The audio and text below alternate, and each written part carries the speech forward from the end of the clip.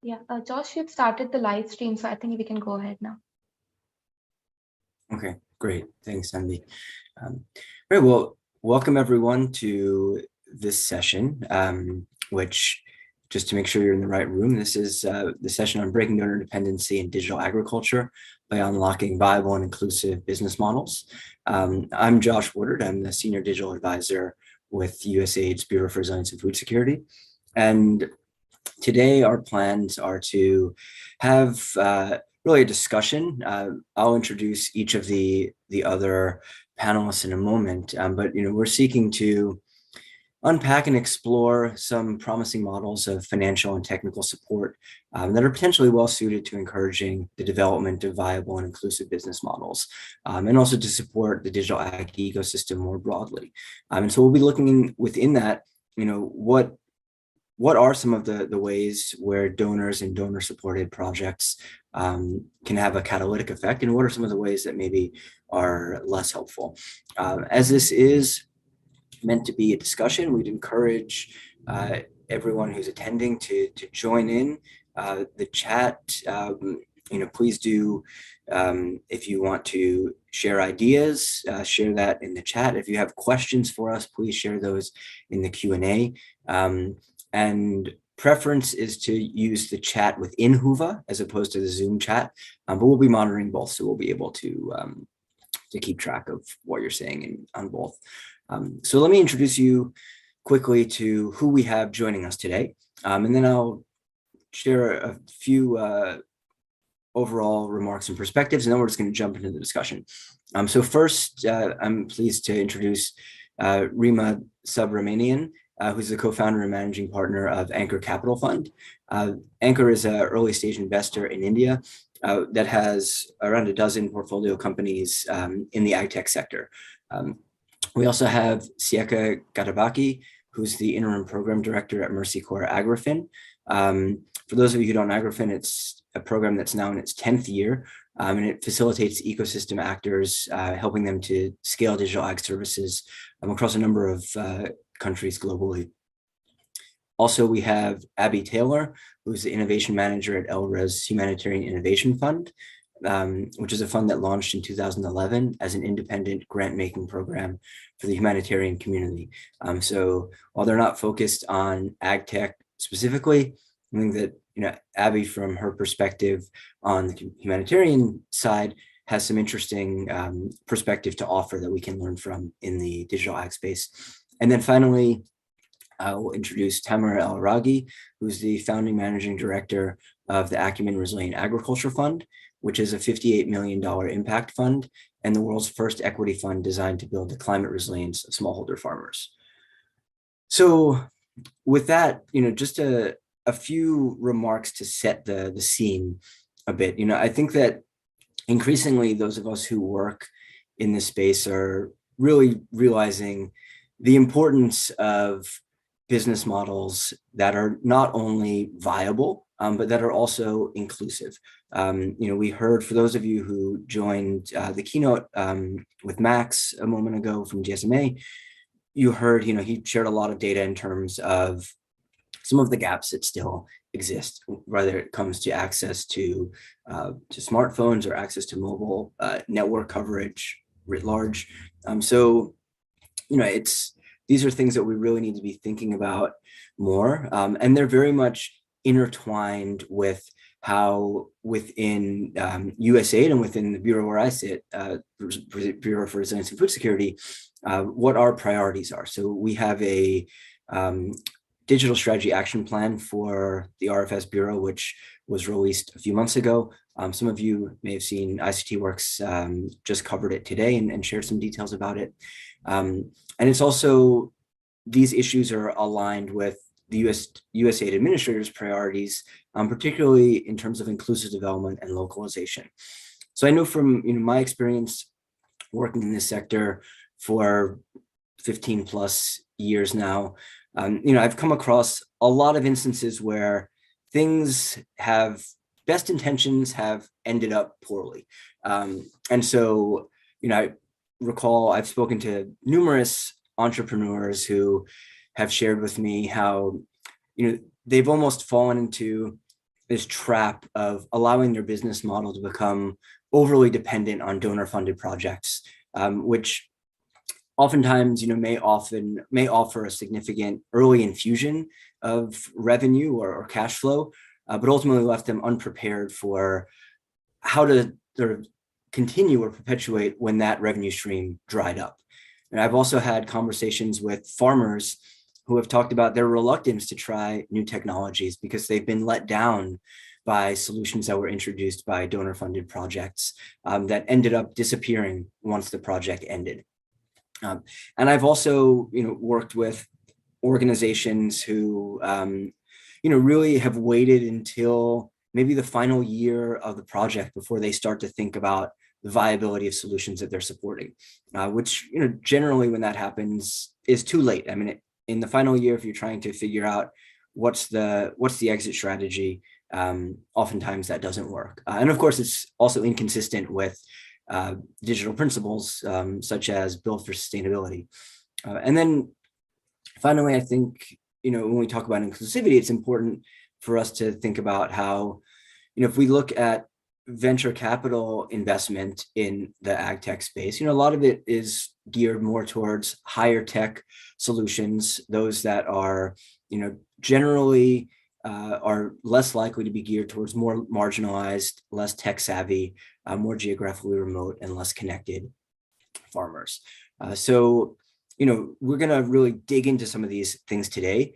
And it's important to point out, when I'm saying viability, I'm not saying that means that it has to be a commercial model.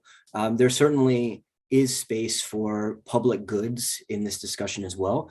I think ultimately what we're just talking about when we say viability is that somehow the bills need to be continually paid, whether that comes from subscribers that are paying, whether that comes from a B2B model, if it's a public good. So these are, just to keep that in mind from a contextual perspective, we're not saying that it has to be a commercial only model. So with that sort of out of the way, I want to kick things off to the panelists. And so, this session is called Breaking Donor Dependency. And so I'm curious what each of you think we need to break. What is the thing that needs to be broken? And how do you think donors can best support viable and inclusive business models? And I'll just pass it around based on the order that I introduced everyone. So Rima, if you'd like to go first, and then Siaka, Abby, and then Tamer. And yeah, I'll turn it over to you. Sure. Thanks, Josh. So I'll actually answer this question from a perspective of what I have seen as the donors in the donor dependency, or the kind of donors that have come into the enterprises that we have invested in. And here the donors are actually multilateral agencies that have come in. And and that has been more towards the fact that in many of these companies, there are large projects that have been kicked off by these multilateral agencies. And in those cases, we have seen it has, I would say, as a fact, the success rates have not been very high when the donors have moved away. And I'll give you some examples of this. So for example, if you're looking to do where World Bank projects have been involved towards, say, digitization of farmers, or which has been more towards a project-led, which is based on which the World Bank or there are other multilateral agencies which are doing certain other projects. And so this is linked to it. So we have seen as a fact, the moment that this ends, actually, there's no continuity of these projects getting renewed by the farmers themselves or groups of farmers. However, where the farmers have been exposed to a commercial advantage or a commercial benefit when it has been done through a donor-led project. So I'll give you an example as a fact. If suppose, for example, there's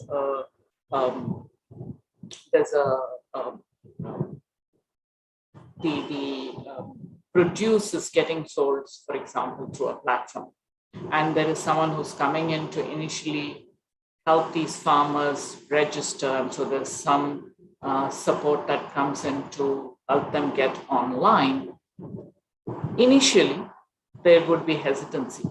But the moment the farmers see that there is a commercial benefit that they would derive, we have seen that that has worked. So based on that, when we step back, all our companies look at donors in two broad categories. One, they're just coming in to do for certain other things that the donors are doing, and that's something they see as a temporary revenue. They may or may not take that up. The second is basically where it's seen as almost like what you have as discounts that happen in the e-commerce space, where you were giving discounts to entice the consumers to start tasting the e-commerce deliveries, and after which, once they see the benefit, the consumers have continued to be on these platforms. Those kind of projects are something that the e-commerce companies welcome, because they know that these are things that would help retain the customers in the long run. And I think that what is needed, while we have, whether it is donor dependent or donor led support, or it's equity capital coming in, they need to see this not as a donor thing, but as an equivalent of customer acquisition cost, which is what has happened, transformed the entire e-commerce space over the last 1.5 decades.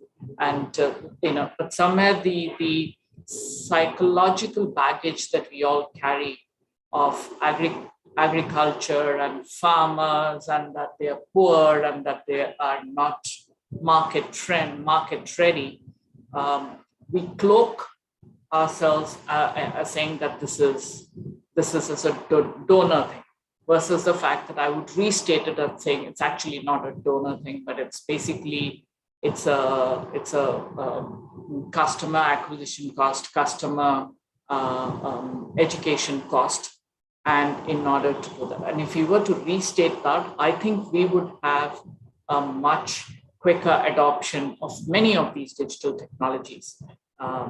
So I would rather look at restating it rather than is how I look at it. And I don't know whether that answers your question, but that's our point of view. Yeah, thanks for sharing that, Rima. So Siaka, your project, Agrifin, is an example of a project that is donor funded, but is providing support to ecosystem actors. I'm so curious, what's your take on that question? Thanks, Josh, and thanks, Rima, for those points. I think I'll rephrase some of the points and build on some of the things you said, and maybe contradict one or two things as well. I think primarily being funded by donors. One of the things that we experience and we see where there's possibly a need to actually break donor dependency is actually where donor funds are really focused in sectors or products that already have an established pathway to commercial viability. And we see that oftentimes when donor funding actually supports products that already have this viability, they cause disruptions. Yeah, so potentially you can see that in, for example, in the financial services space, where there are already applicable loans for inputs etc.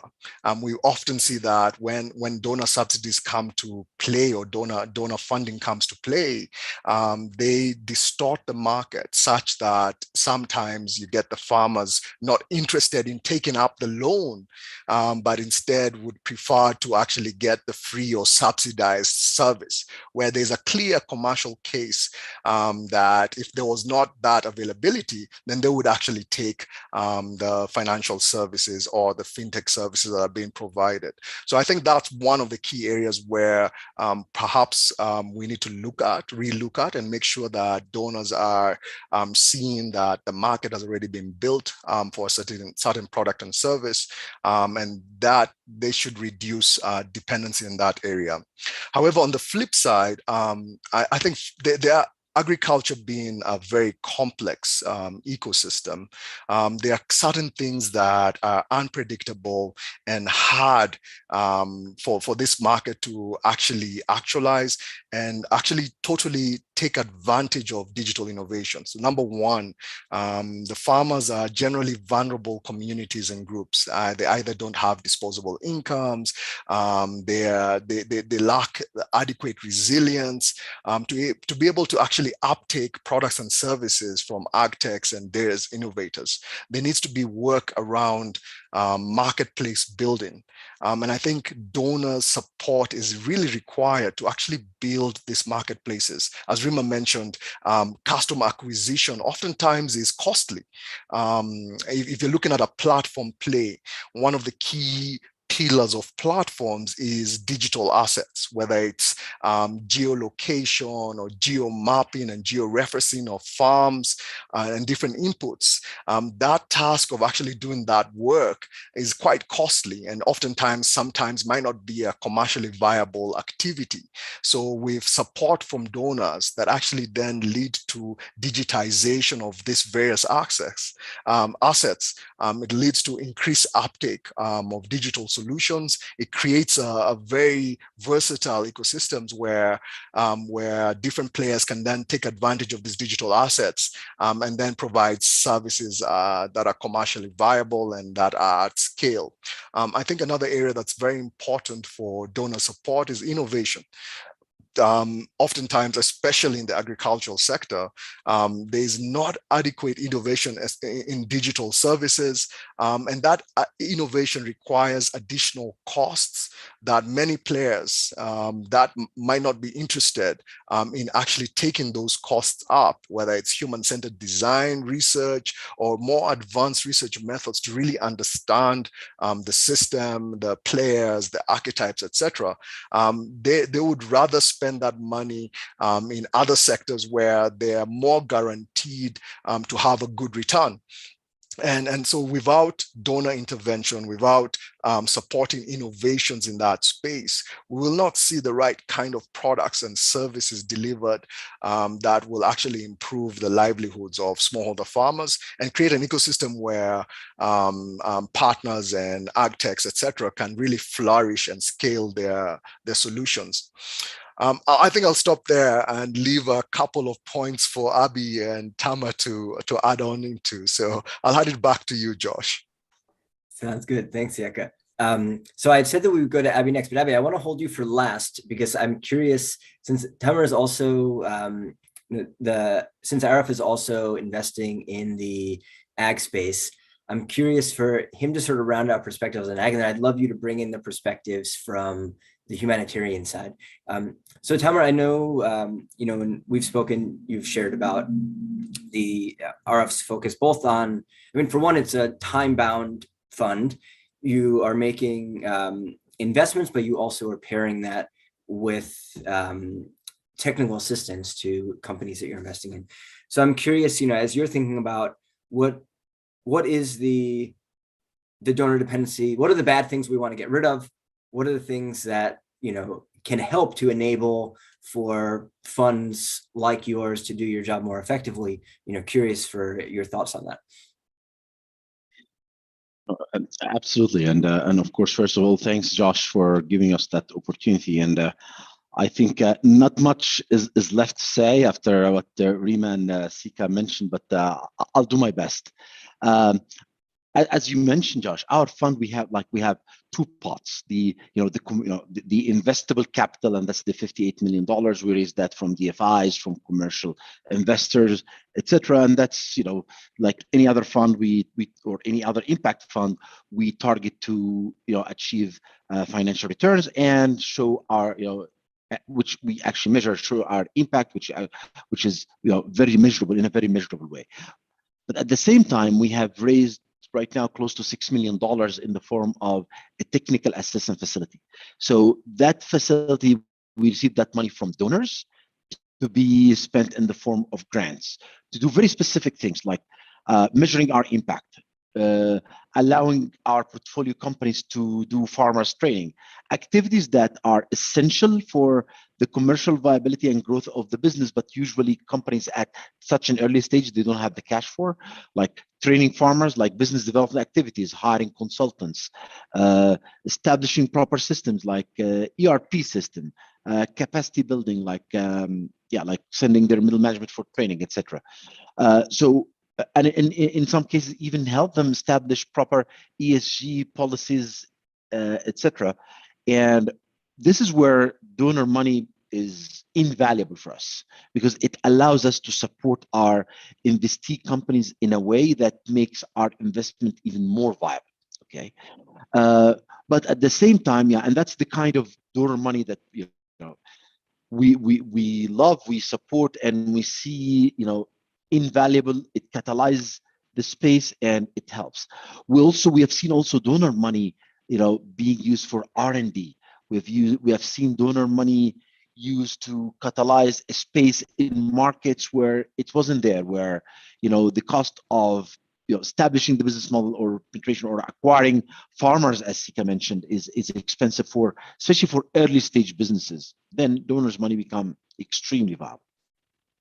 At the same time, we have seen donor money coming in the form of a very short-term project that, with no clear, and I'm speaking from a commercial fund point of view, with no clear commercial viability.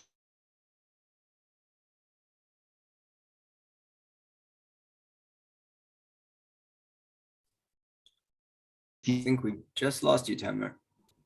Yeah. All right, we'll come back. Hold that thought. We'll come back to you in a moment, Tamer, once your bandwidth stabilizes. Let me pass it, Abby, over to you. So obviously I'm sorry, we're still getting a little bit of a lag delay of some of Tamer's audio, but he'll catch up with us. So obviously, Abby, the exit strategies are going to be different in the humanitarian sector compared to ag. But I know that over and over again, farmers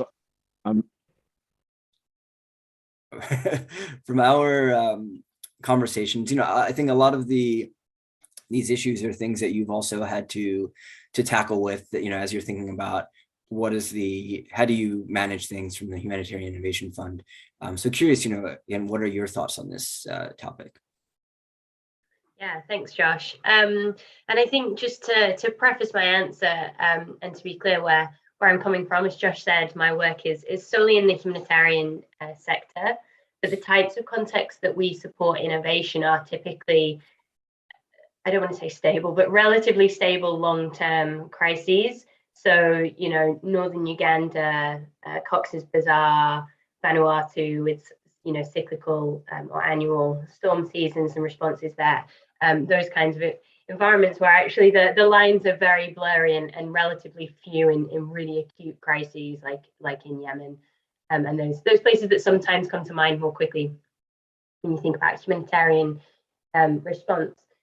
And I am a grant funder. I manage grant programs. So I can talk about the experiences of projects that I've supported and seen and the work that we do.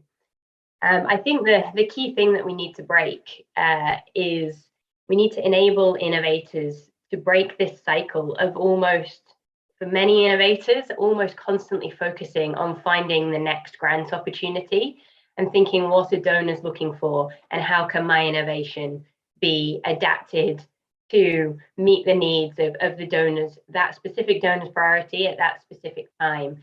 as opposed to spending more energy thinking about how do we make sure and refine the innovation to really meet the needs of people who need that solution or are experiencing that problem.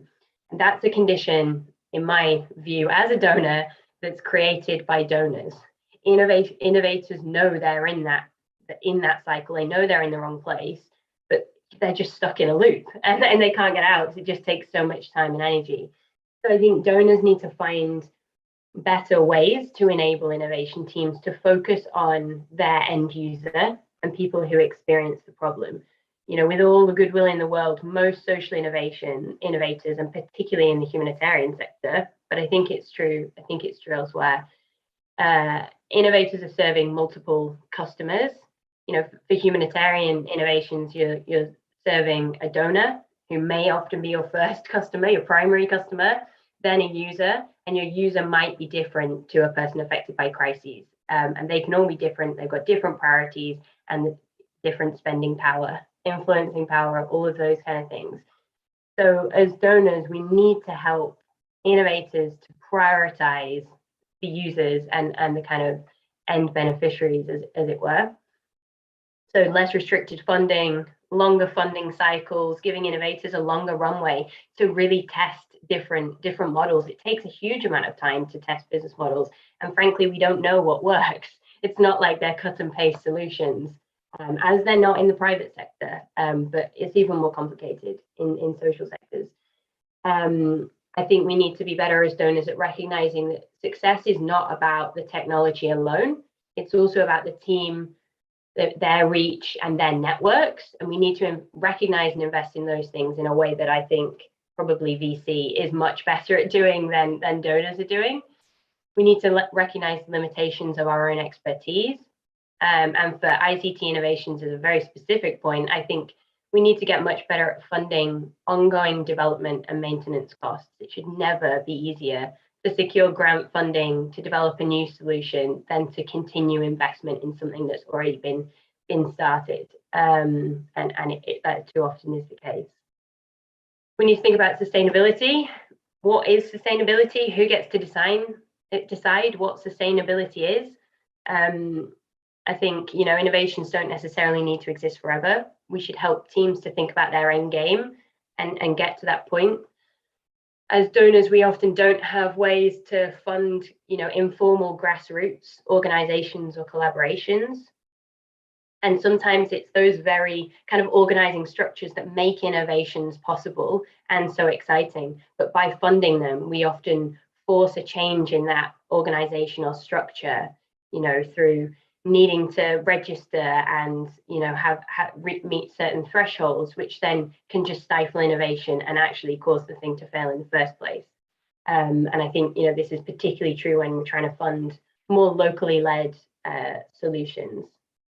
And then I think the final thing I would say is we need to get much more comfortable with complex business models.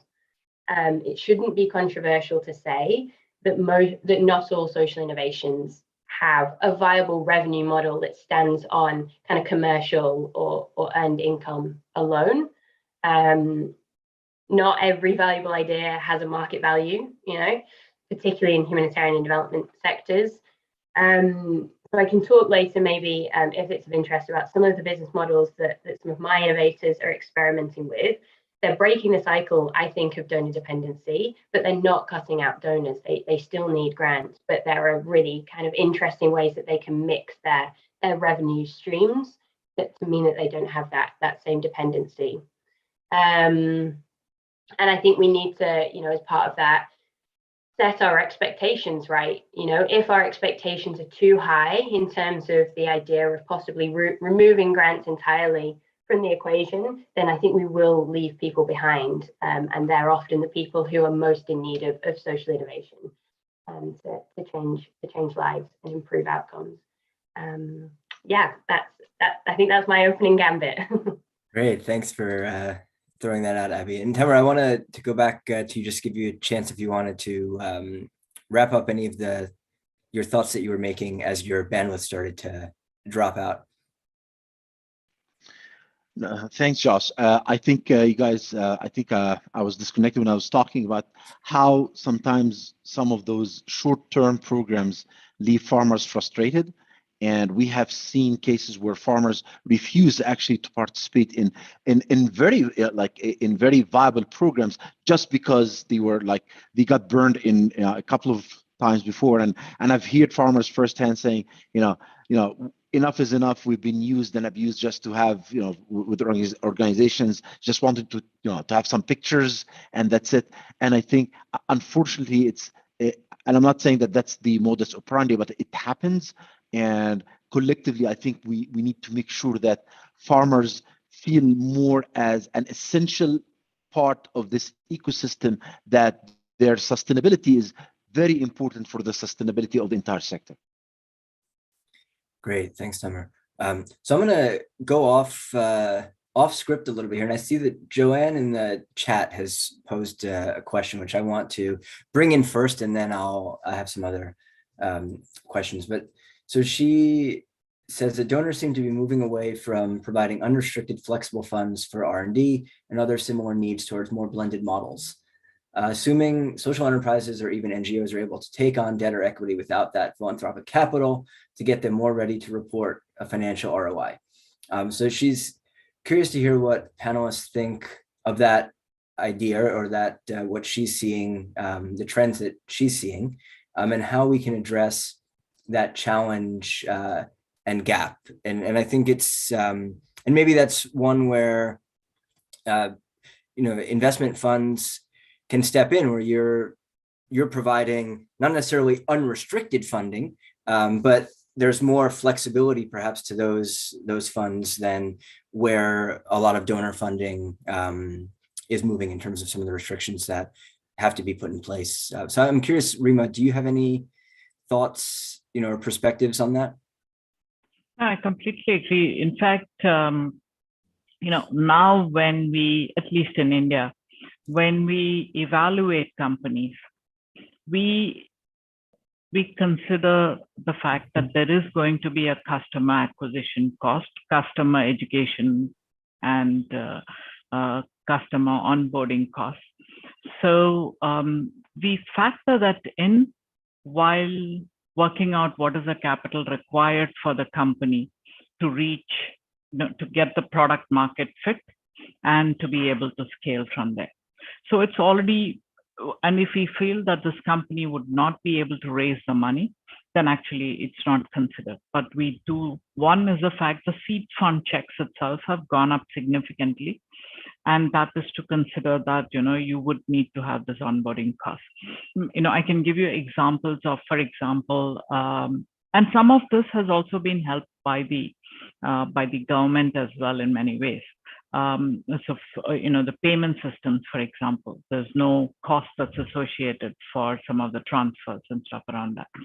Now, those have been facilitated by the government.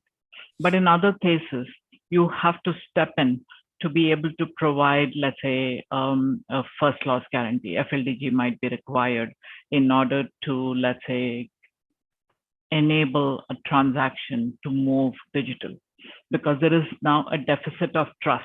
And like what everybody has said, farmers have been exposed to lots of frauds in the past, and so they're not willing to come on board.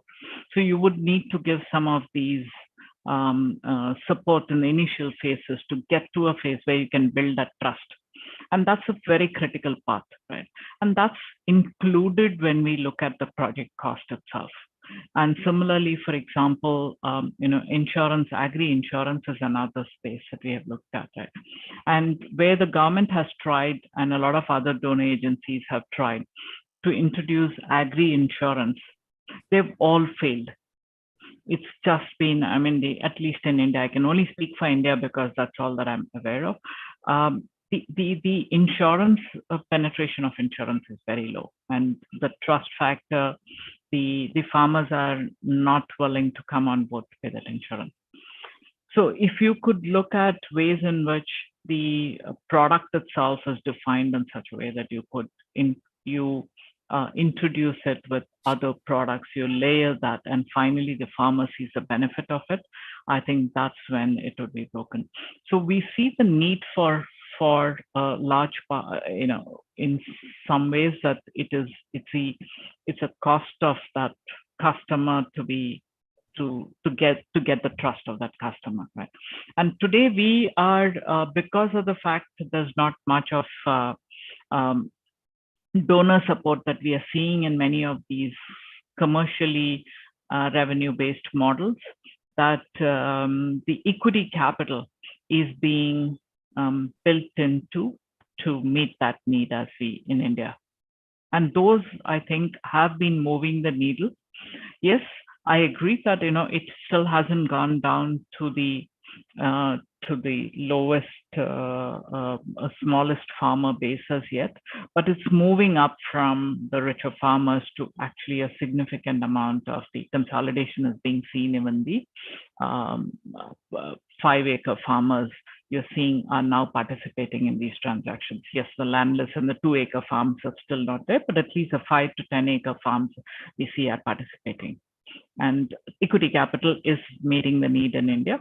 And the government has stepped in for some of those, especially around the payment parts and all. They have subsidized that, is where we're seeing it. Great, thanks, Rima. Anyone else have any perspective or response in either to what Rima said, but also to the question from Joanne? Josh, maybe I'll just jump in very briefly.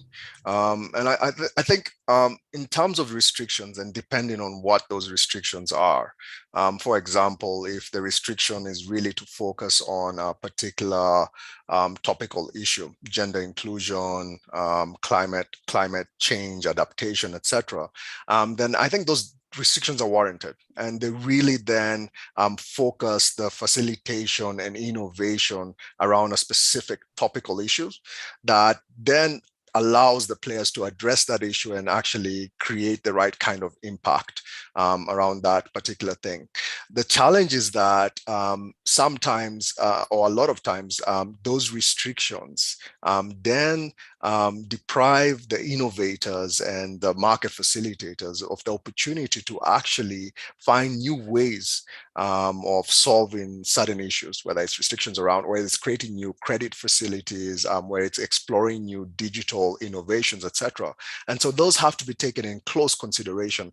And just to add one more thing here is that I do believe that there needs to be a lot more inputs that the donors take from market facilitators such as AgriFin, RF, etc., when they're coming up with this grant facilities, so that they can truly get what's happening on the ground, what are the experiences where we are facing with different innovators, and what are the true opportunities that their grant mechanisms can support deployment of services, and at the same time, of course, ensure that there is lower dependency from the grant funding in years to come.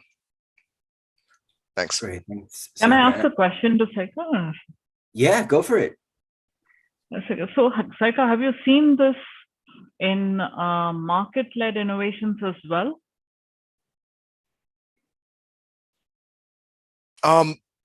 Well, yes. When you say market-led innovations, and I think that's what we primarily focus on, is innovation around key issues in the ag ecosystem, whether it's expanding market access, whether it's expanding digital financial services, whether it's expanding information services. We do get to see certain restrictions, or well, I wouldn't call them restrictions, but say, for example, certain prerogatives. For example, you need to achieve, say, a 40% or 80% gender outreach. So that means that if you're going to give grants and TA support to a specific innovator, they have to actually achieve these numbers. So this drives the innovator to then sometimes potentially look outside of their current model, and it's good, and it's got its good sides in terms of they then have to think a bit broader. What's the impact?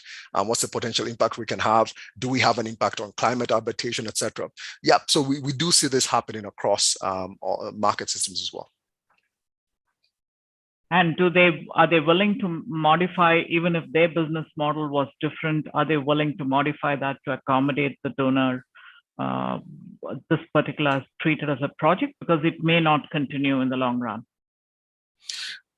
Very good question. Very good point. I'll answer it in two ways. I think the process of getting them to really understand the value of focusing on certain points, like, for example, why would a gender strategy be important for a particular organization, especially if you have a digital-led solution? Apart from, of course, the social perspective around gender, ensuring that there's gender empowerment. There's also the opportunities around the fact that your product is potentially not reaching an addressable market because it's not designed to reach that market, whether it be that, say, for example, female smallholder farmers have less mobility, certain issues they face in going to market, etc. And because you haven't taken those points into consideration, you've been focusing on a particular product pathway. By actually having this restriction and this focus, you can start to build a more holistic solution. And at the end of the day, get to a commercial viable point. And we've seen this actually happening in the insurance sector. Actually, we had a call a few days ago, and they actually are seeing that female smallholder farmers, once they actually reduce the price point of the premium and were able to give certain facilities to allow premium to be paid in installments, they were getting a larger number of women actually taking up the insurance product. So I think some of these restrictions actually do have a lot of benefits to these innovators, and they allow them to think across different social issues that if they were not in place, those issues would have been left unattended to, and those communities will continue to be vulnerable. I don't know if Abby has a comment, because this sounds like something that she would also easily relate to. Yeah, sorry, I actually took Josh away from what he No, I'm so sorry to interrupt. I hope sorry. This is exactly how we want this session to go. It's not just me interviewing you all, but this is a discussion. So so no worries, Rima. Please, let's continue that. Let's challenge each other. Let's bring up ideas. Abby, I want to go to you since Yeka's called you out, and I see that you're ready. I'm ready. Yeah, I think the question is exactly on point. I think I'm extremely concerned about just the constantly small shrinking pool of unrestricted funding that's available. I think Europe is, I don't know whether to say ahead or behind of say the US on this curve. The Europe has had a lack of unrestricted funding for a long time, even from foundations. I would say even less than the US, as a context that I know a little bit better than elsewhere in the world. But what we also know is, from my experience, the most effective innovations, the most successful innovations, most sustainable innovations are those that have had significant and ongoing unrestricted income, because they can invest in the technology, they can invest in making sure that they're constantly updating and adapting to the needs of their users, as opposed to thinking, oh, what's our donor requirement here? And the language we use is we talk about focusing on the core of the innovation, like what is it that is intrinsic to the innovation, as opposed to having to adapt for every deployment, which is often, or every use case of the innovation, which is often demanded by kind of specific grant funding. So I think to kind of draw a really quite extreme, but probably not unusual example of this kind of restrictive funding, I recently was working with a team who had secured funding from a donor, which I will not name, but they had a 1% budget variance, or maybe it was 2% budget variance by month. So they had to keep that budget spend on track against their cash flow forecast by month. And the money was being dispersed by a European donor to a European lead partner, and then the project was being implemented primarily by a partner in Nepal. I mean, you could have a 2% exchange rate variance, never mind whether your invoice comes in the right week, or whether you quite correctly estimated travel costs, and all of these things which mean, it's ridiculous. When you actually think about that in reality, and just thinking about even the idea of operating in that kind of bureaucratic environment where you just can't deviate 1 cent from the plan almost. How can you be innovative? How can you really focus on actually what are we trying to do in the long run when you're just that tied up in the day to day? And I think, we talk in the circles that I'm in, the donor circles, we talk a lot about we need to do flexible funding. For some reason, we've stopped talking, I think, about unrestricted funding. So even that conversation shifting, we don't talk about unrestricted, we say flexible. And I'm worried that there's like an incremental closing of the space. So I think we need to keep pushing back on that. I certainly do, but I also think that the innovators need to and recipients need to. And I think it's easy to underestimate the power that grant recipients have. Often donors will say, "Our grant agreement is final, it's not negotiable." Sometimes they are. And it takes teams to ask and say, this is why this is a completely unrealistic and unreasonable ask, and this is why this is a problem. And sometimes there is room for negotiation. Sometimes that negotiation has to go way back to a back donor of a back donor, but sometimes change happens. And when you think about that 2% variance, any of you who've been doing project delivery knows that basically just opens the door for fraud.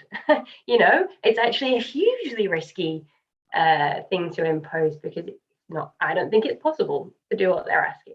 Anyway, so a lot of thoughts, but I think that concern is really, really valid. And I think everyone should be pushing back hard on any donors that are being super restrictive, because I think it's scary. It closes the space for innovation, but it also really limits the ultimate impact that innovations can have, because that end game just gets lost in those kinds of projects.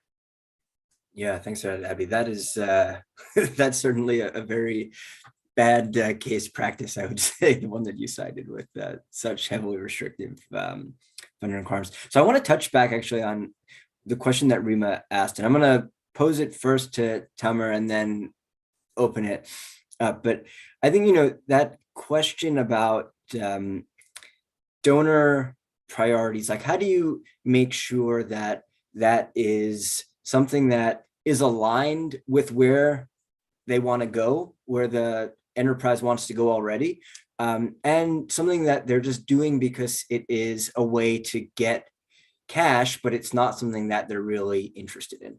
And that's sort of a fine line. And I think that really gets down to me to a question of, due diligence, and how do you do due diligence effectively, so you're making sure that there's real alignment with any company or firm that, whether either you're investing in or you're seeking to partner with, because I know that if we look at the donor funded world, that process, for one, there's not always the right expertise internally to be able to even do that due diligence, but also just the requirements of, oftentimes, it has to go through an RFA or an RFP. You read you get written proposals about something, and then you judge based on that. It's not always the most conducive for real deep due diligence. I'm sure that at Tamer, that Rima, before you're selecting companies to invest in, you're expecting to have more than just a 5, 10, 20-page proposal that you read and judge just based on that. You're looking at other things. You're having probably conversations with them. You want to get a feel. So I'm curious, Liz, I'll send it to you first, Tamer, and then open it up.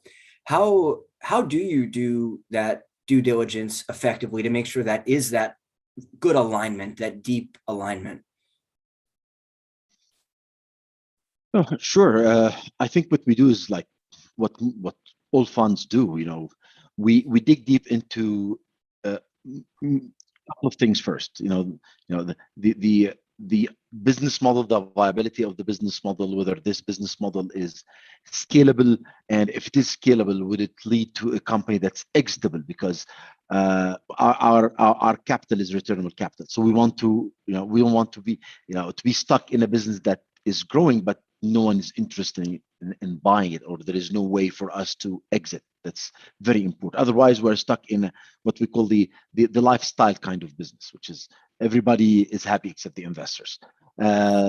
We also dig very deep when it comes to the entrepreneurs. Are they committed for the long term of this? Because, you know, finding a business, at least in what we do in the ag space in Africa, that will, you know, become a unicorn in 3 or 4 years, that we don't come across those every day or at all. So it takes time. That's a sector that takes time to build robust businesses. So, you know, we want to see that the entrepreneurs are committed, and also want to see that the entrepreneurs have the ability to build good teams as well. It's we don't end up in a one-person show where just that person believes that he or she can do everything, and then we end up in a messy situation. But at the same time, what we have seen in some organizations, that where they don't have the expertise, and when we don't have the expertise, we tap into consultants, etc. So we also don't assume that we know everything. And in many cases, we have seen donors doing like a demo day, or having like a screening panel where they bring people with different expertise and have them ask those kind of questions that where they don't have the expertise. Things like, okay, what would you like to see in this company if to become investable? Things like, okay, how to make it investor ready. So it's like kind of a gate review kind of process, where, like in our case as a fund, of course, we have our IC, and in our case we have an independent IC. But we have seen donors and NGOs, you know, counting on mentors and volunteers with that kind of different skill sets to actually complement what they have in house. Because I don't think there is an organization where it has, you know, all sorts of expertise in house. So it's very fine to, you know, to tap into others. Yeah, thanks, Tamer. And Sika, I'm curious, how do you, within Agrifin, you know, you're working with dozens of actors from all sides, you know, from the government, public sector within countries, from entrepreneurs, startups, some capital investors. You know, what's your process for identifying good sort of partnerable companies, and you know, what does that look like? How are you ensuring that there's that alignment with the priorities that you have, that your donors are asking you to prioritize?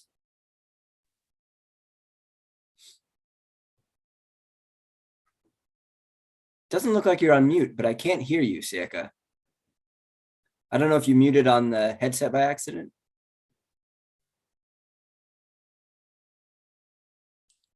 Is it good now? Yeah, now it is. Great. Apologies for that.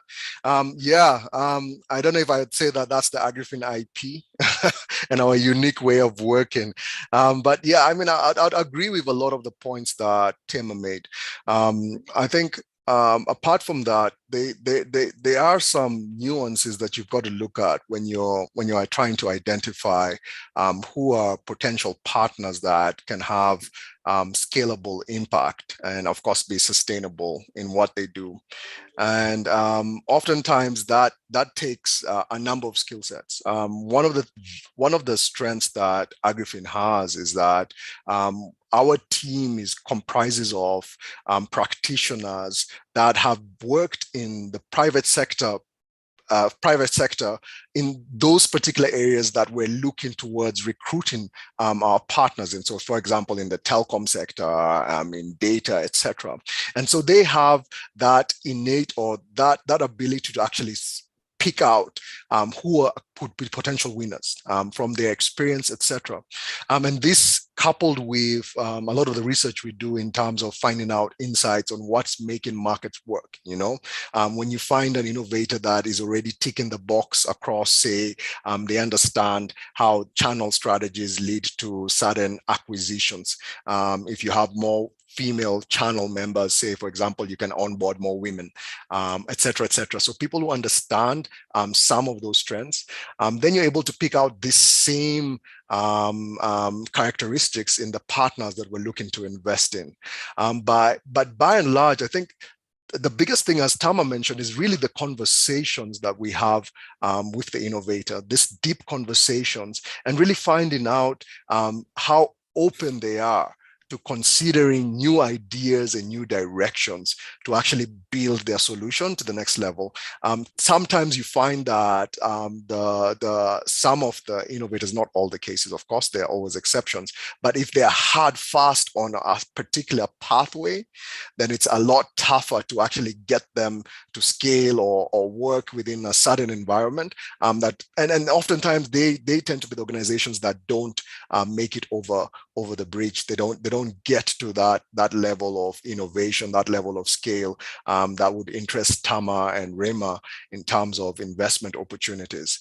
So those are some of the soft points. I think the soft points are very important, especially because this agtech ecosystem is really an emerging market. I don't think there's any one business that's really cracked it.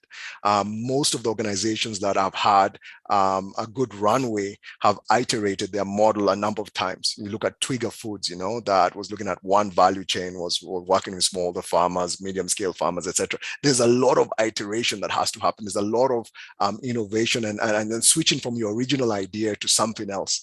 So that's an important aspect. How willing is the organization to consider other directions, other pivot points that would then allow them to truly then deliver value to their customers writ large. Great, thanks again. I want to pivot a bit. I'm going to start with you, Rima. I know you mentioned the some of the maybe the farmers that you tend to, or the companies that you're investing in, maybe they're targeting farmers of a certain land holding, or that have certain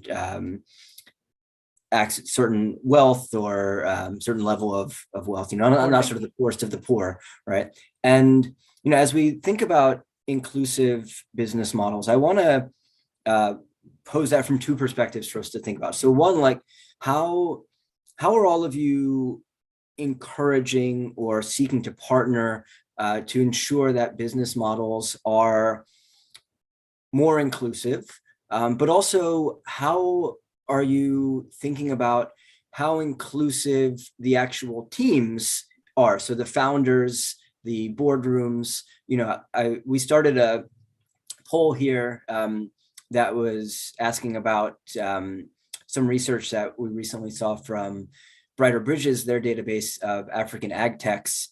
And the answer, for those of you who are curious, very good job, participants. The majority, or not the majority, but the largest number, the plurality, 37% of people selected 75%. So 75% of the firms in their database, African ag tech firms, are all male teams. And so my question is twofold: pick both or whichever part you're interested in. Starting with you, Rima, at being inclusive down at the user level and also inclusive in the leadership and boardroom level. What are the types of things that you look at? How do you seek to complement some of the gaps that you can't fill based on your model?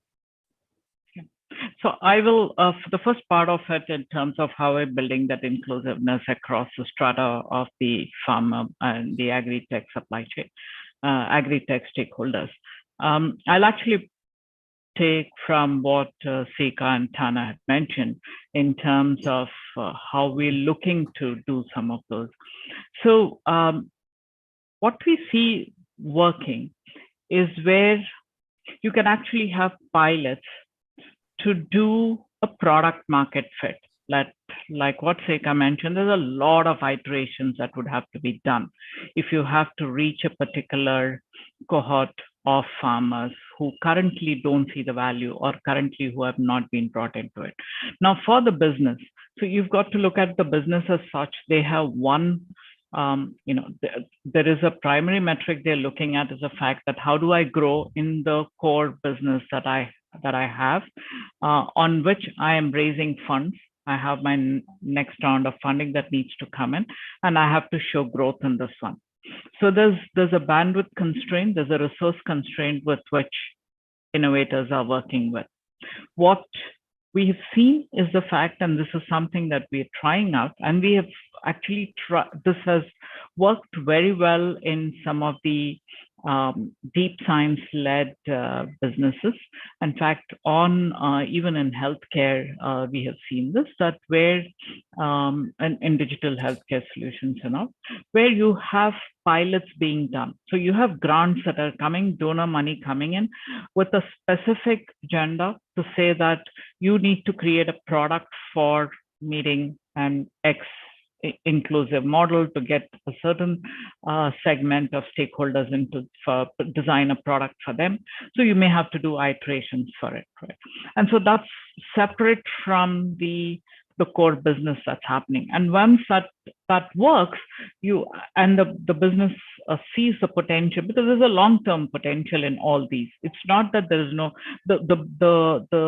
the entrepreneurs recognize that this has long-term potential, but it's just that from a short term, they are constrained by their own bandwidth and resource constraints. And so they're not able to take that out. So if that pilots can be separated out from the main business, we have seen that succeeding.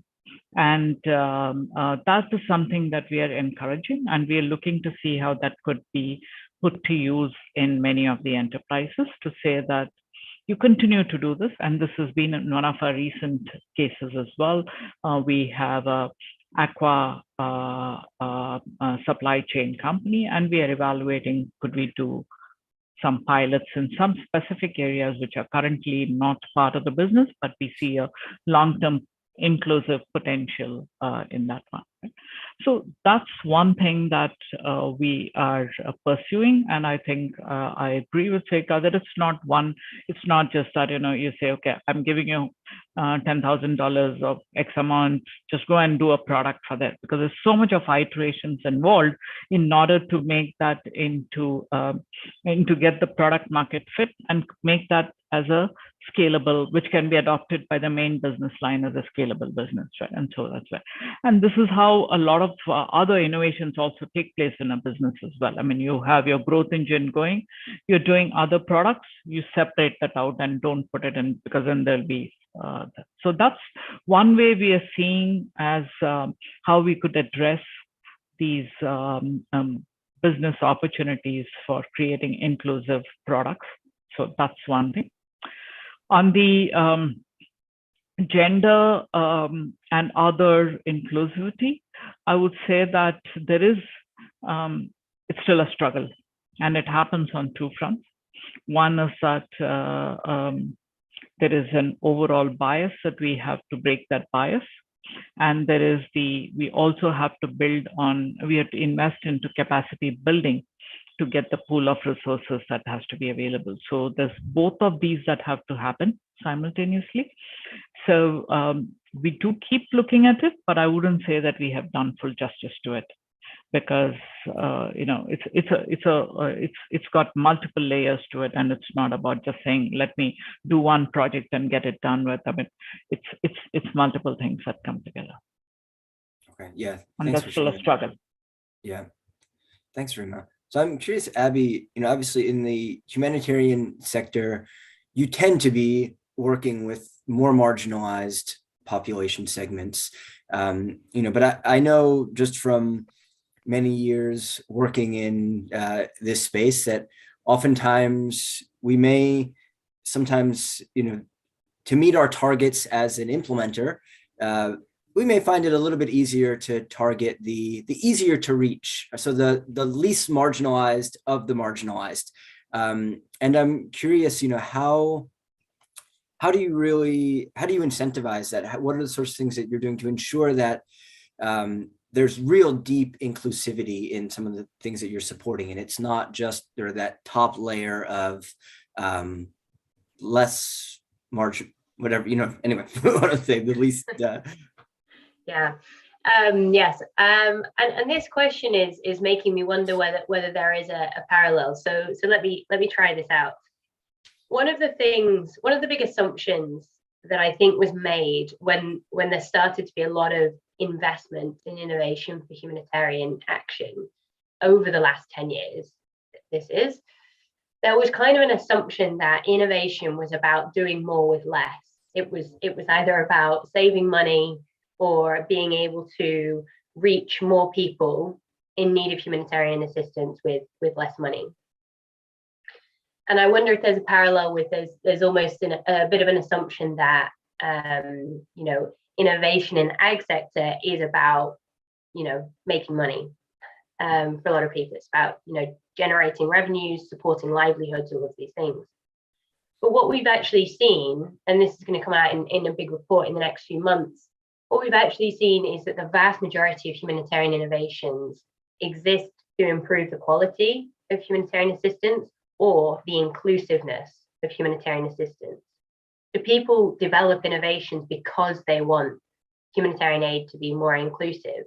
And I wonder if there's actually a parallel that, some innovations in the ag sector are about, livelihoods in the mainstream, and, kind of business opportunities for people and communities. But in some cases, it will be about how do we increase access? How do we increase reach? How do we get to the most marginalized people? So in that sense, our work isn't about how do we incentivize people to do that. It's about how do we enable people to do that? How do we make sure that the environment that we as donors and other supporting actors create actually supports that kind of infrastructure in those communities and for people to achieve the outcomes they want to achieve. And I think this is kind of one of the themes I was touching on in my opening reflections, which is, who decides on what success is. And I think, sometimes as donors, we kind of think it's about longevity of the project, and that means numbers, and that means targets, and that means revenue, and that means reach. But sometimes it's about depth, and it's about reaching people that are hard to reach in new ways that aren't possible through the systems that are the mainstream. So I think in many ways it's the reverse of that. It's how do we support complex business models that and provide and support public goods where they're needed for that, and infrastructures and open knowledge and open data, and really enabling that sharing across projects, across communities, that kind of reduce the cost and increase the speed at which innovators are able to do what they do best, but in a way that's really viable and in that sense sustainable. I think, does that in any way answer your question? Yeah, it does, and actually it gives me another question that I want to pose now to Tamer and Sieka, which is sort of pulling off of that. You had mentioned that you're seeing in the humanitarian space, at least, that there are a number of what I would call sort of inclusion forward or inclusion leading innovations where that's sort of a priority of theirs. And I'm curious, Tamer and Sieka, you both work across multiple markets, multiple countries. Are you seeing that yet in the ag tech space, where the inclusion is one of the driving factors of the business in terms of ensuring that smallholder farmers, more marginalized farmers, less connected farmers have access to markets, to finance, to services, or are you still seeing predominantly more sort of looking at the most easily commercially addressable market segments? And if the latter, are you doing anything to try to encourage more of a inclusion focus? So whoever can unmute themselves first, feel free to field that. All right, Tamer, you win. Okay. So I think it's the former. If we look at our portfolio companies and even a lot of our pipeline companies, definitely they address the needs of smaller farmers. As a matter of fact, addressing the needs of or helping smaller farmers adapt to climate change is basically the investment thesis of our fund. So we have declined so many very promising investment opportunities because they weren't working with smaller farmers. There was no direct impact on smaller farmers, and definitely we see and some of I can at least think of at least our portfolio companies where we believe that they have a great potential to become very successful businesses. They are scaling, they are growing year on year. They're bringing a lot of value to smaller farmers. As a matter of fact, we use lean data by 60 decibels annually to measure the impact on our smaller farmers, or not ours, the smaller farmers working with our portfolio companies, and actually monitor that year on year. Is working with our portfolio companies improving their livelihoods, and in what way? Is it helping them become more resilient to climate change, and in what way? And we cannot claim that 100% of our farmers are below the poverty line, but let's be candid, right? Poverty line is a number. It's of course, below the poverty line is like very poor, but that doesn't mean that a farmer who is making $5 a day is riding in a Bugatti. No, they're still fairly poor, like very poor. Just to call a cat a cat.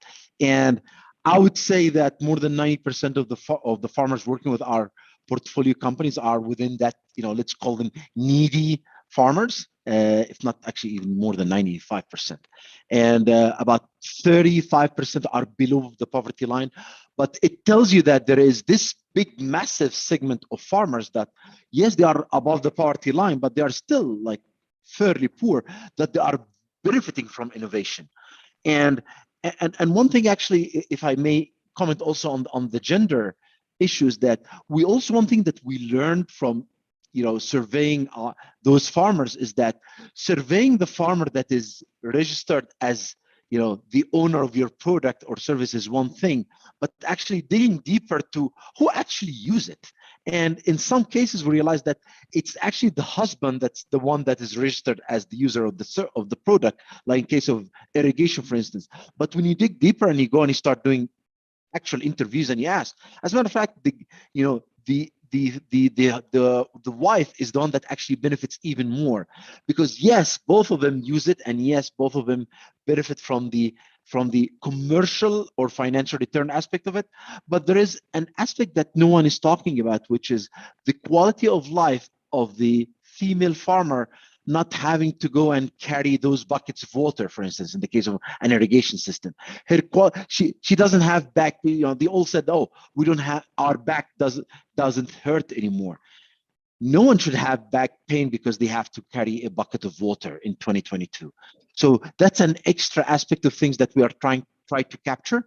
And it's an indirect effect of innovation, but definitely the impact on those, needy farmers is there. It's evident. It's quantitative, no doubt about it. Great, thanks. Yeah. Maybe just can you hear me? Yeah. Yeah. Just to add very quickly, one point is I think innovation in itself drives inclusion.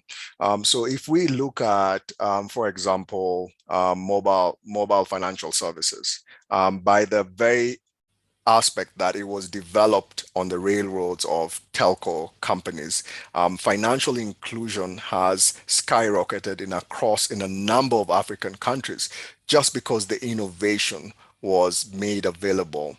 And so I truly believe that if investments are made in the right type of innovations, this inclusion will continue to go deeper and deeper to those vulnerable populations that have so far not been able to access these services. So a key point to increase inclusion is really to continue to build innovation and to make it accessible to as many populations as possible. And I think from the work that we do as AgriFin is always looking out for, is this innovation, how does this innovation scale?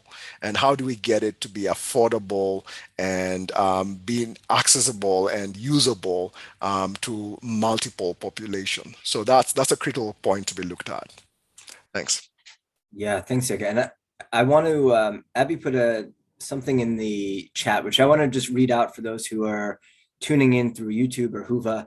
She wrote this before you just mentioned scale, Siaka, so it's not a response to what you said, but I think it's an important point that also is worth raising. But I don't want to go deeper into it because we could have a whole other session just on scale and how we're defining and thinking about scale.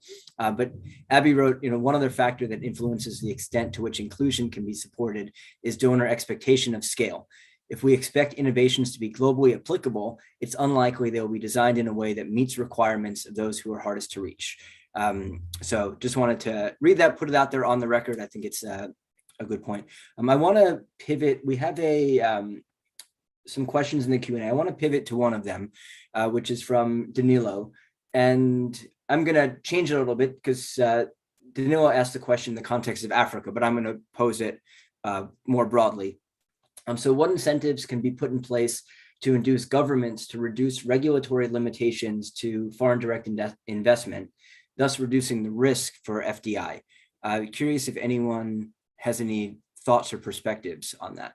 And I would actually also add, feel free to talk on things beyond just FDI. I mean, are there other regulatory barriers that you see that are hamstringing the ability for startups to really be viable and innovative, and inclusive? I know some years back, I was speaking with some ag techs in Myanmar, and they were saying how within Myanmar, there's no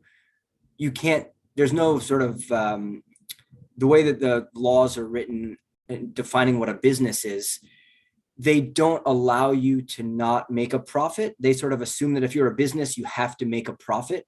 And so if you're not immediately making a profit as doesn't have to be ag tech, as a digital tech startup, and we know that that's often the case, that there's, you may have several years where you're not making profit. You still have to pay tax on what the government is saying should have been your income or something along those lines.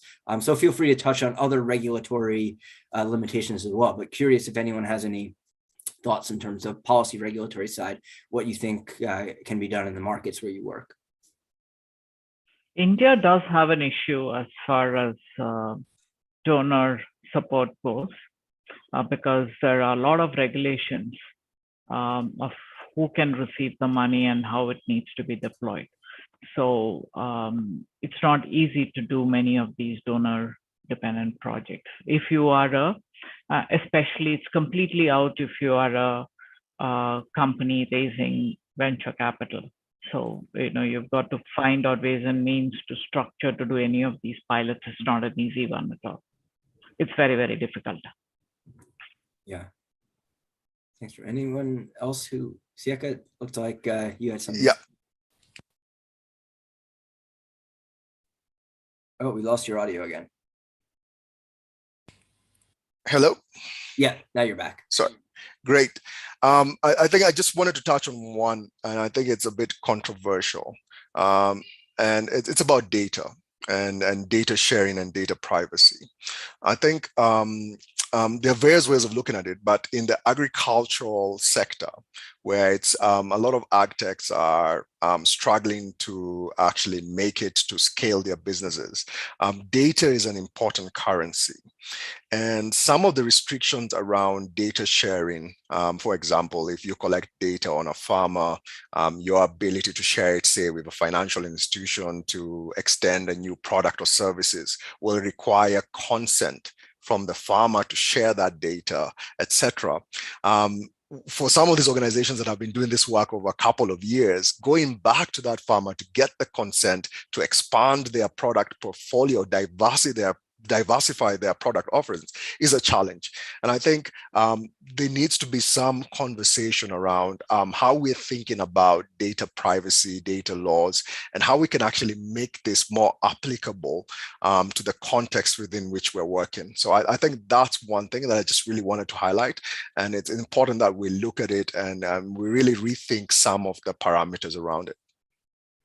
Yeah, that's a good point. And that would have been, I don't know if you had a chance a few hours earlier today, Siaka, there was a session on data sovereignty, which this would have been a great question to pose there as well. But I think, it's good for I would encourage participants, in the conference to share your thoughts. Like, how are you thinking about these? Obviously that's one of the themes of the conference is data and digital sovereignty. What does that mean in the context of our work more broadly? What does it mean in the context of seeking to deliver the most impact for the most people? So just some food for thought to put out to participants to think about and share your perspectives. So I know we only have about a little more than 10 minutes left. So I want to pivot to one last question, then we'll see if we have time for something else to give everyone an opportunity.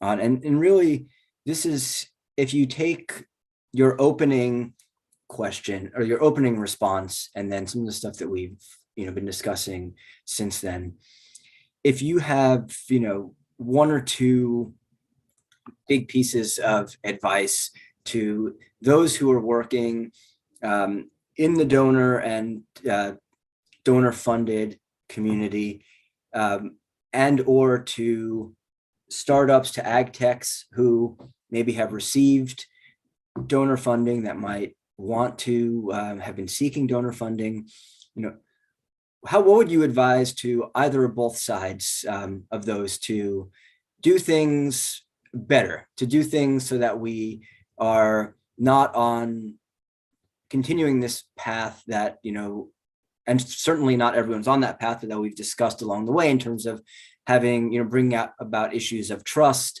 of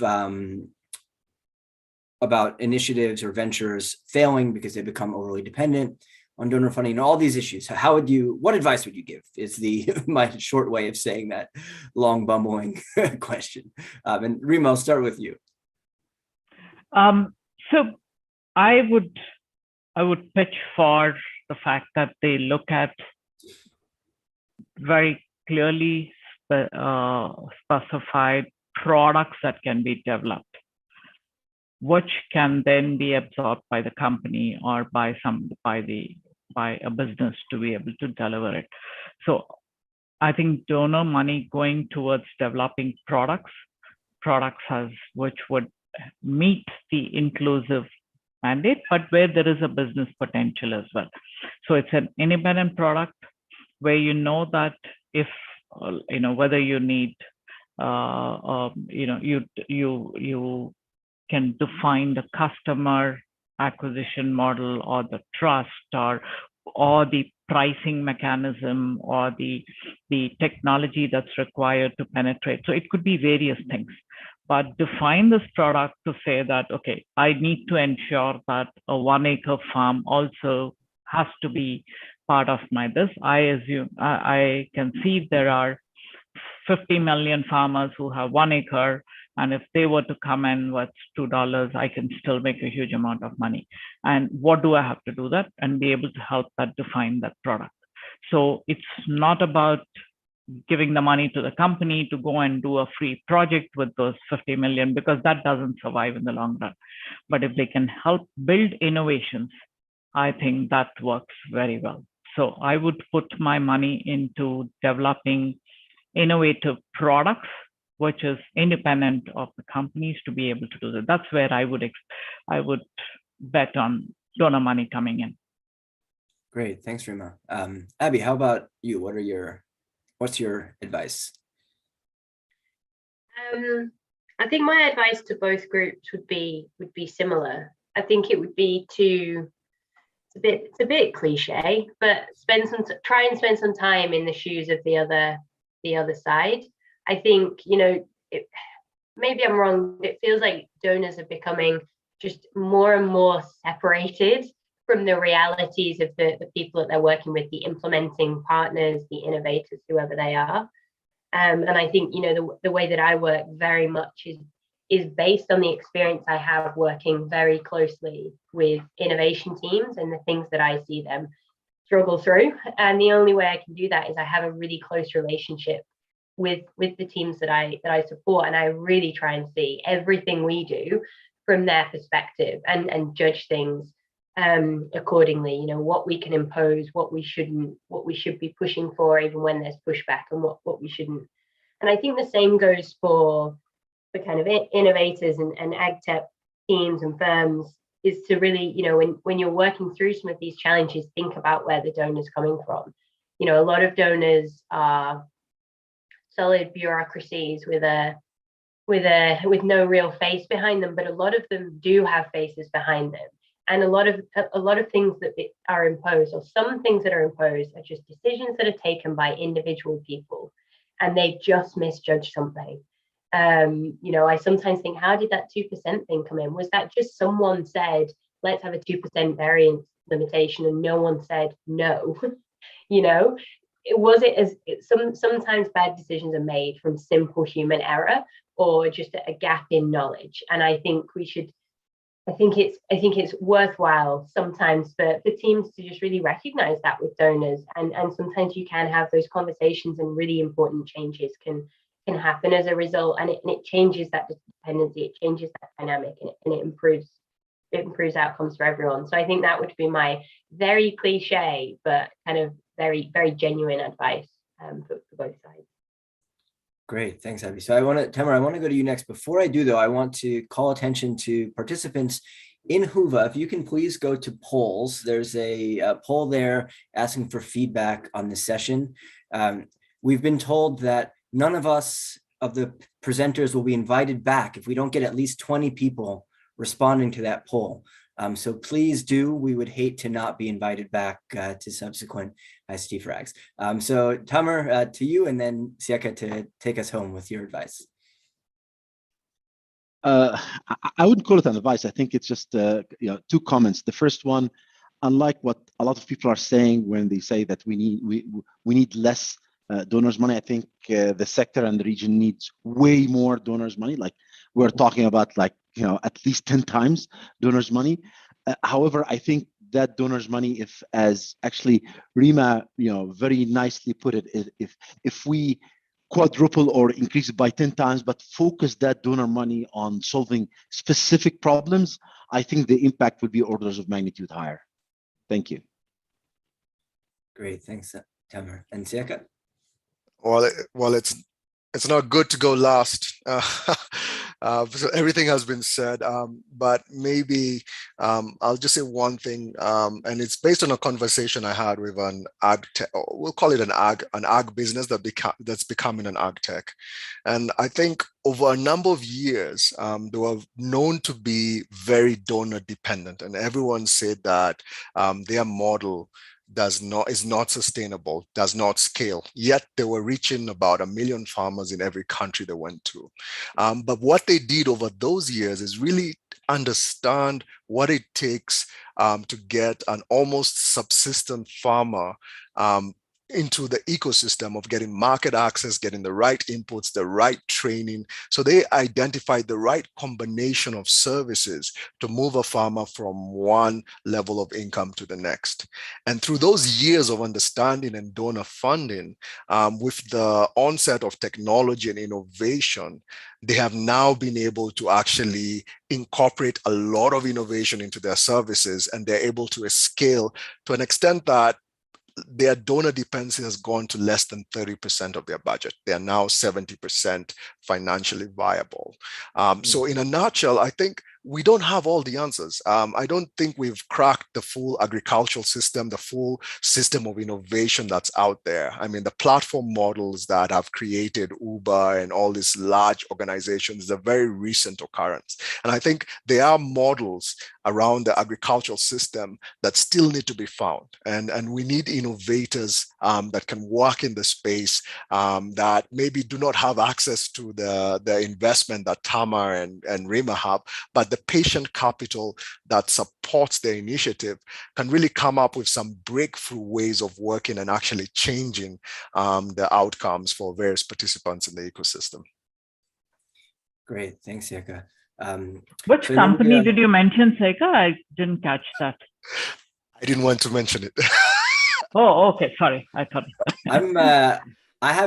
I'm curious if what I'm thinking in my mind is the one. But I won't say. I'll ask you on the side. But great. Well, I want to. We're about out of time, so I want to take an opportunity to thank all of you for both for your thoughts here, Rima, Abby, Sieka, and Tamara, and also to our audience and participants. We did thankfully pass the threshold on the poll, so we are not going to be banned from IST for Ag. Although if you haven't completed it yet, don't let that stop you. It's always good to go beyond the bare minimum. Right now, we're just at the bare minimum of that threshold. And I know we didn't get to everyone's questions. I would encourage Rima, Abby, Tamara, Sieka, if you have time, in Whova, you can see some of the questions that people left. Please visit after the fact, and if you have any perspectives or thoughts to offer. And to everyone who's been participating, please keep the conversation going in the chat, in the community. If there are things that this has sparked, ideas that it sparked in your mind, we'd love